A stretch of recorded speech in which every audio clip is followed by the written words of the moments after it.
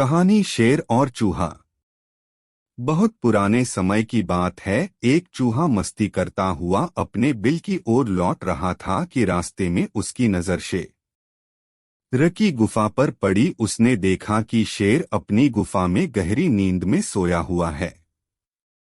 अचानक उसके दिमाग में कुछ खुरापात सूझी और वह शेर के ऊपर जा चढ़ा। चूहा यह अच्छी तरह जान चुका था कि शेर बहुत ही गहरी नींद में सोया हुआ है, इसलिए उसने इस बात का फायदा उठाते हुए जोर जोर से उछल कूद करना शुरू कर दिया। चूहे की उछल कूद के कारण शेर की नींद खुल गई। शेर ने अपनी आंखें खोलकर देखा कि एक नन्हा चूहा उसके ऊपर कभी इधर तो कभी उधर घूम रहा है, तो कभी जोर जोर से कूद रहा है। यह सब देखकर शेर को बड़ा गुस्सा आया। उसने झट से चूहे को अपने नुकीले पंजों में जकड़ लिया। चूहा शेर को गुस्से में देखकर बहुत डर गया। उसे लगा आज तो वह जरूर मारा जाएगा। उसने शेर से विनती की, शेर महाराज, मुझसे बहुत बड़ी भूल हो गई है। कृपया करके आप मुझे माफ कर दो, मुझे मत मारो। अगर आप मुझे जाने देंगे तो मैं आपका एहसान कभी नहीं भूलूंगा और जीवन में मुझे कभी मौका मिला तो मैं आपके इस उपकार को अवश्य चुका दूंगा। चूहे की बात सुनकर शेर को हंसी आ गई। शेर बोला, तुम इतने छोटे होकर भला मेरे लिए क्या कर पाओगे?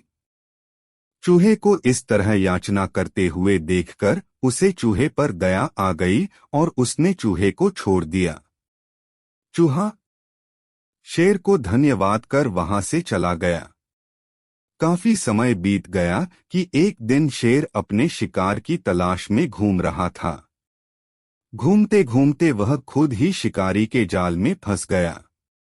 शेर ने जाल से निकलने की बहुत कोशिश की, लेकिन वह जाल से बाहर नहीं निकल पाया। हारकर शेर मदद के लिए जोर जोर से दहाड़ने लगा। संयोगवश चूहे ने सकी दहाड़ सुन ली और उसने वहां जाकर देखा तो शेर जाल में बुरी तरह जकड़ा हुआ था।